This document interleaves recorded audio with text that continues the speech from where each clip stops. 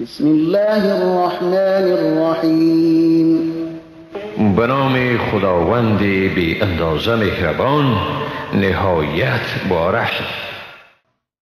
شهد الله انه لا اله الا هو والملائكة واولو العلم قائما بالقسط لا اله الا هو العزیز الحکیم.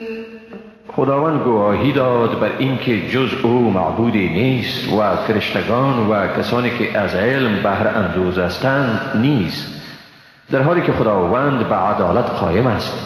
جز او معبودی نیست، او صاحب قدرت منی و با حکمت است. این الدین عند الله الاسلام وما اختلف الذين اوتوا الكتاب الا من بعد ما جاءهم العلم بغيا بينهم ومن يكفر بآيات الله فإن الله سريع الحساب. حقا که دین در نزد خداوند اسلام است و کسانی که به ایشان کتاب داده شده بود در آن اختلاف نکردند مگر بعد از آن که به ایشان علم حاصل شد، آن هم به خاطر حسدی که در میان خود داشتند.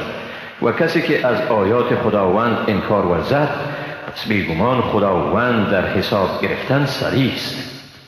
فإن حاجوك فقل أسلمت وجهي لله ومن اتبعن وقل للذين أوتوا الكتاب والأميين أأسلمتم فإن أسلموا فقد اهتدوا وإن تولوا فإنما عليك البلاغ والله بصير بالعباد.